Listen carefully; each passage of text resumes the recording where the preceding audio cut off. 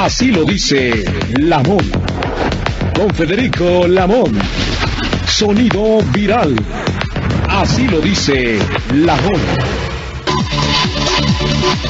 El experto en temas de seguridad es el maestro Víctor Hernández. Él, desde Londres, ha sido un comentarista permanente de Radio Cañón, y con mucho gusto, maestro Víctor Hernández, agradezco que nos acompañe en la recta final de este 2022 aquí en Radio Cañón. Buenas tardes para usted. Federico, muchas gracias. Ya tenía rato, creo que desde antes de la pandemia, que no venía aquí a las estaciones de 760 de AM. Muchas gracias por la invitación. El tema obligado, de vuelta de Londres, regresará también el primer bimestre a Londres a concluir sus estudios superiores como experto en temas de seguridad. ¿Cuál es la percepción que en la en Unión Europea ya no, pero en Gran Bretaña, en el Reino Unido y en la Unión Europea, por su cercanía, se tiene sobre el presente gobierno de la Cuarta Transformación? Hay una gran preocupación en materia de seguridad desde la perspectiva OTAN, en primer lugar por la inestabilidad que hay en Ucrania, y en ese sentido el gobierno de los Estados Unidos específicamente no se puede permitir una zona de inestabilidad del tamaño que lo es México en vísperas de una posible confrontación con el gobierno ruso. Sigue activa también el conflicto de Taiwán en China, y en ese sentido pues el gobierno norteamericano está muy preocupado de que no se puede confiar a montar una estrategia de largo plazo de proyección de poder nacional, porque hay demasiado desorden en temas de seguridad y en temas económicos en México.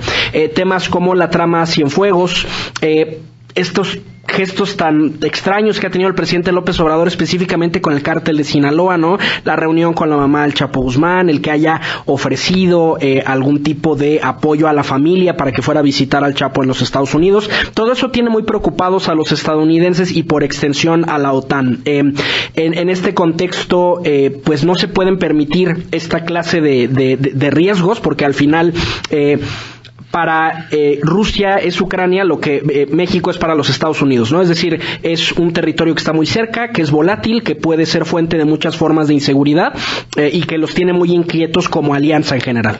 Entre otras cosas, en temas de las Fuerzas Armadas, ya lo citó maestro el caso de Cienfuegos, detenido en la Unión Americana con sus nietos, expuesto por la Agencia de Lucha Antidrogas DEA, pero después el gobierno mexicano exige su liberación, y ahí el entredicho, un senador crítico de México, del estado de Florida, demócrata, integrante del Comité de Asuntos Internacionales, afirma que Cienfuegos es un simple delincuente y narcotraficante.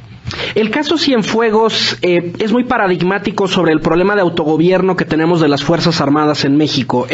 Contrasta mucho el manejo de comunicación de las primeras 24 horas que manejó el presidente López Obrador de celebrar la detención de Cienfuegos Cepeda como un ejemplo de que todos los funcionarios de Enrique Peña Nieto eran corruptos, que eran más de lo mismo, y de pronto vemos el bandazo diplomático, cómo se logra presionar al Departamento de Justicia para lograr que se retiren los cargos. Ojo, se retiran sin perjuicio de la acción penal. En cualquier momento el Departamento de Justicia puede solicitar una orden de extradición, puede poner otra ficha roja de Interpol, es decir, el proceso no se retiró por razones judiciales, sino por razones políticas. Y en ese sentido llama mucho la atención, ¿no?, que un presidente dé un cambio de opinión de la noche a la mañana. Evidentemente, incluso aunque se reactivara el caso Cienfuegos Cepeda, ya no va a volver a salir de México. Cualquiera de sus abogados le haría esa recomendación, porque fuera de México no hay forma de garantizar que no sea detenido nuevamente. Pero el problema que tenemos en México es que, sin importar cuántos escándalos, cuántos problemas tengan las Fuerzas Armadas, no hay ninguna repercusión política. Y te ofrezco un dato: desde 1946 y hasta la fecha no ha habido un solo secretario de la Defensa, uno solo, que haya sido removido de su cargo. Es decir, ha habido de pronto problemas de salud o alguien que renunciara por temas de edad, por temas personales, pero no ha habido un solo secretario que haya sido removido, cuando en cualquier otra parte del gabinete vemos cambios, vemos que los secretarios de Estado son permeables a la opinión pública, y en el caso de las Fuerzas Armadas mexicanas, no importa qué es lo que ocurra, no vemos ningún tipo de sacudida política, incluso después de escándalos como el de Cienfuegos. Maestro Víctor Hernández, inmerso en esta historia, este año sacudió a las Fuerzas Armadas el tema de Guacamaya Leaks, y algunos expertos consideran que este Guacamaya Leaks tiene un origen Washington, como ocurrió en el Cono Sur y particularmente México. Es algo difícil de decir. El gobierno mexicano no tiene capacidades cibernéticas como para dictaminar quién es efectivamente el atacante. No sería extraño. Al final, en el mundo de la ciberseguridad ocurre con frecuencia los llamados ataques de bandera falsa, es decir, que un grupo afirma ser el autor cuando en realidad hay otros intereses o otros grupos detrás. Yo he insistido mucho en este término, el autogobierno de las Fuerzas Armadas, porque Guacamaya fue otro gran ejemplo de cómo las Fuerzas Armadas actúan con impunidad y sin controles democráticos. Número uno, de entrada, la comparecencia en el Senado, a la que en su primera invitación, ni siquiera invitación, instrucción del Congreso de acudir a comparecer, el secretario de Defensa se negó porque le hablaron feo, ¿no? Al menos esas fueron las declaraciones del secretario de Gobernación, como si hubiera que hablarle bonito a una persona que tiene una obligación constitucional de reportar frente al Congreso cuantas veces sea necesario durante el año eventos relevantes para la política de defensa. Y segundo, tenemos por ejemplo filtraciones en el caso Guacamaya de espionaje a la esposa del presidente, por ejemplo, es decir, estamos hablando de cosas gravísimas, de labores de inteligencia para las cuales las Fuerzas Armadas no tienen atribuciones, y se suma a la larga lista de incidentes donde las Fuerzas Armadas no tienen control, el presidente no les regaña, no les observa, no mete mano en la política que está en la Secretaría de Defensa al interior del Estado Mayor de la Defensa, y el Congreso, por ejemplo, ahora en los ascensos para generales, para almirantes, ni siquiera revisaron los expedientes, no revisaron la carrera de los que ascienden a generales, a almirantes, nada más, como todos los años, otorgan los ascensos, y a quienes hacen la objeción, como el senador Álvarez y Casa, le dicen, bueno, es que tú eres un mezquino, tú estás en contra de las Fuerzas Armadas. Es parte de la cultura de autogobierno que hay aquí en México de las Fuerzas Armadas. Tenemos un pueblo que tiene mucho cariño a las Fuerzas Armadas, mucho respeto, pero precisamente porque no interactuamos frecuentemente con ellas. Los vemos en las ceremonias, los vemos en plan de N3, pero para la persona que le secuestraron a un familiar, que se lo torturaron, para las víctimas de espionaje político, la imagen de las Fuerzas Armadas es bien distinta. Autogobierno basado en qué sentido, maestro, dado que con esta reforma al ejército que extiende su permanencia hasta marzo del 2028, ellos no rendirán cuentas a nadie, al Senado, a la comisión bicameral, pero por lo que nos expuso, ningún senador, ni en la presente legislatura ni en la que siga, tendrá la voluntad o la fuerza como para cuestionarlos y exhibirlos públicamente. El autogobierno de las Fuerzas Armadas es de más larga data, es del siglo XX. En 1946, cuando el general Ávila Camacho entrega la presidencia al primer civil después de la Revolución, Miguel Alemán, hay un intercambio. Las Fuerzas Armadas dejarían de ser una élite política, dejarían de gobernar México, para convertirse en una élite económica. Este es un pacto que evidentemente no está escrito, como nadie nunca ha escrito el contrato social. La forma de rastrear este autogobierno de las Fuerzas Armadas es en encontrar qué es lo que falta, cuáles son los mecanismos que sí tienen otras democracias para supervisar sus Fuerzas Armadas y que no tenemos en México. Número uno, no tenemos control legislativo.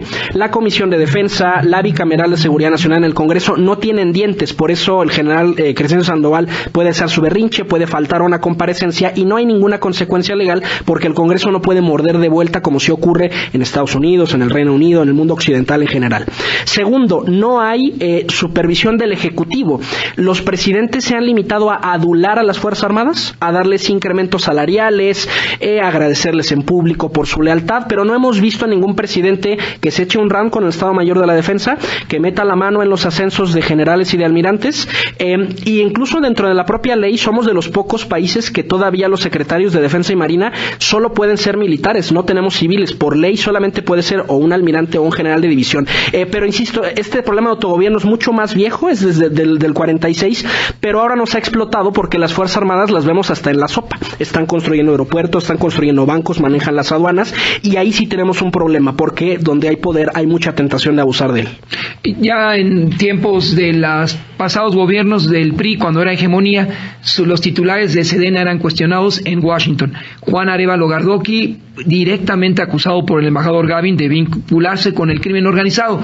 ¿Qué certeza tenemos si las Fuerzas Armadas es un autogobierno de conocer o no si existiera algún vínculo, como en Guacamaya Leaks se dejó entrever?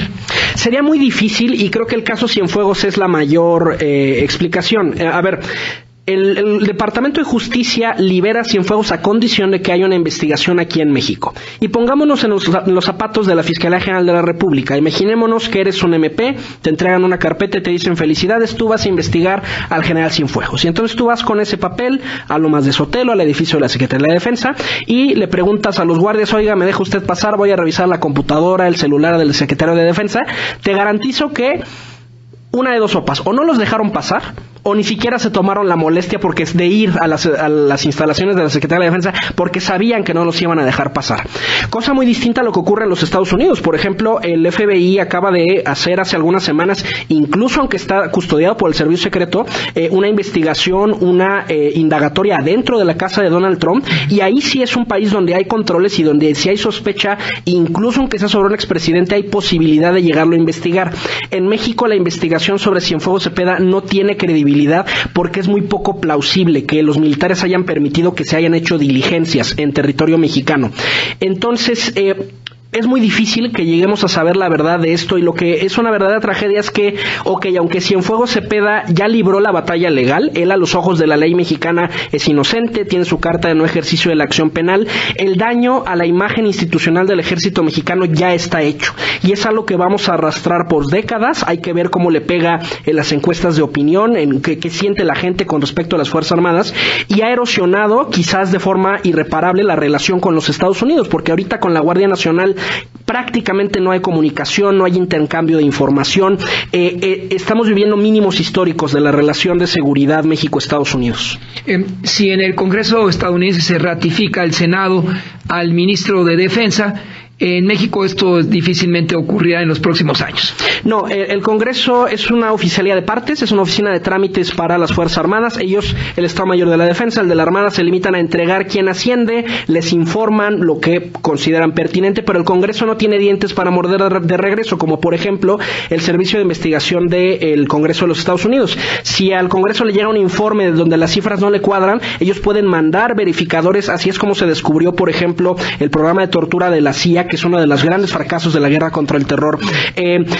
Hay desacato al Congreso el no llegar a una audiencia o el mentirle frente al Congreso, y en cambio nuestro Congreso pues carece de esas atribuciones. Pero insisto, no es un defecto de fábrica, sino algo que se hizo deliberadamente, precisamente para que civiles y militares después de la revolución no se dieran lata entre sí.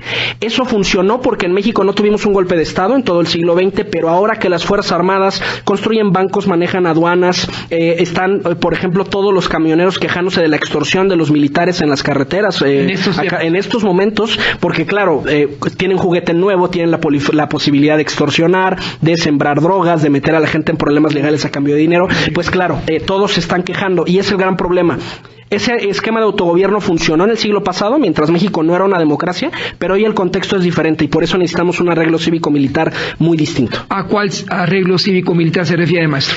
Si aspiramos a ser una democracia, tendrá que ser un arreglo donde hay verdadero control sobre las Fuerzas Armadas. El único poder que ha hecho control de las Fuerzas Armadas es el Poder Judicial, y el Poder Judicial está bajo ataque. Tú recordarás las declaraciones del secretario de Marina diciendo, a veces parece que el enemigo lo tenemos en el Poder Judicial, diciendo que los jueces son cómplices, son los que liberan a los delincuentes, pero al final el juez, si le llega a un detenido que tiene evidentes huellas de tortura o que está mal llenado el informe policial homologado, no lo puede vincular a proceso, porque en el derecho la forma es fondo. No solo importa detener al delincuente, sino cómo lo detuvimos, y en ese sentido pues estamos teniendo un problema de que solo uno de los tres poderes ejerce ese control. Habría que hacer una reforma sustantiva de nuestras comisiones de defensa, de Marina y de Seguridad Nacional, y sobre todo que nuestro presidente no solo adule o conozca por encima de las Fuerzas Armadas, sino que las conozca de fondo y que se atreva a aventarse los rounds que se tenga que aventar con el Estado Mayor de la Defensa y con el Estado Mayor de la Marina, que son el poder fáctico detrás del Ejército, de la Armada y de la Fuerza Aérea. Maestro Víctor Hernández, gracias por visitar su casa Radio Cañón 760. Esperamos verlo antes de su vuelta a Londres en estos días o en el 2023. Muchas gracias. Feliz Navidad para usted. Gracias a ustedes por la invitación. Mi Twitter, @arbitrus1805. Nos vamos, 12:59. Gracias, ingeniero. Gracias a Yasmín. Seguimos con Alberto García Sarub y su equipo de colaboradores.